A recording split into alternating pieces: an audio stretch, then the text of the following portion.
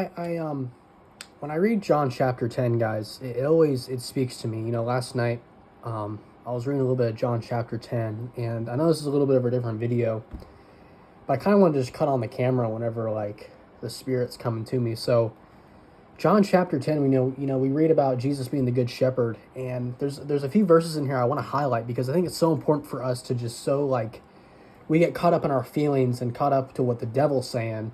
And Jesus warns us, very clearly. He says in John 10 chapter 2, or sorry, John 10 verse 2, he says, "But he who enters by the door is the shepherd of the sheep. He says, to him the gatekeeper opens, the sheep hear his voice, and he calls his own sheep by name and leads them out." And I love the backhand of that verse of verse 3. It says, the sheep hear his voice. We're the sheep. We hear Jesus' voice. He calls us by our name. He doesn't call us by our sin. Satan loves to condemn you. He loves to call you by your sin. He loves to hold that spilling your orange juice on your friend in 4th grade against you. But the most powerful thing about Jesus is that once you're forgiven, he never brings it up ever again. He calls you by name. He calls you by son or daughter, because we're all children of God, John 1 says.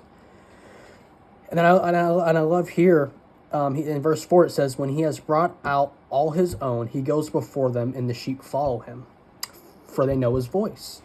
So when he brings us out, he goes before us, and we follow Jesus, and we know his voice. We know Jesus' voice.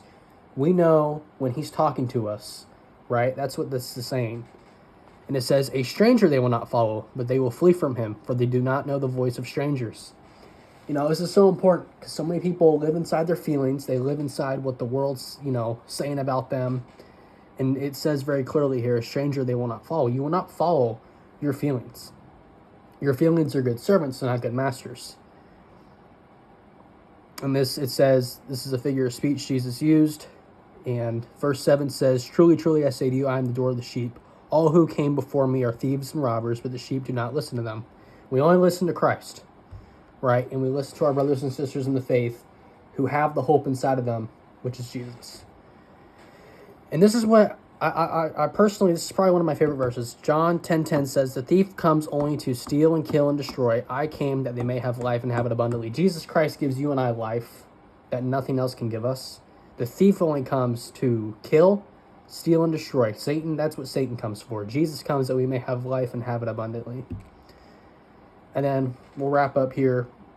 Verse 11, it says, I am the good shepherd. The good shepherd lays down his life for his sheep. Jesus Christ came down, the God of the universe, who existed before the beginning of time, who created you and I, came down, humbled himself, became flesh, laid down his life for you and I. We are the sheep. And I just love this because it warns about false prophets who will come in sheep's clothing, but they are wolves dressed in sheep's clothing. And I love verse 14. I am the good shepherd. I know my own, and my own know me, just as the Father knows me, and I know the Father. We know Jesus just like he knows his Father. And I was talking to a friend the other day about this passage, and it's so important to, remember who you're listening to, because your feelings will change on you. And it's so important to, not rely on your understanding, but rely on God's understanding. And also listen to God's voice.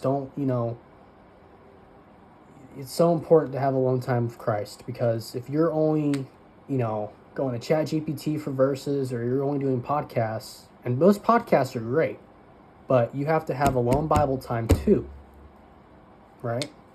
So I hope this helps. The Spirit was speaking to me last night as I was reading John chapter 10, brought me there, started reading it. And so I think the title of this video, though, is going to be listening to our dad, because you listen to your parents not because you have to, you do it because you want to. And we follow Jesus not because we have to, we do it because we want to, and we know his voice. In the same way, you know your parents' voice, you're going to listen to them, right? So this is just about listening to your dad, right? Who is Jesus. Jesus is our dad. He's our best friend. And I could say a whole bunch of other things about him.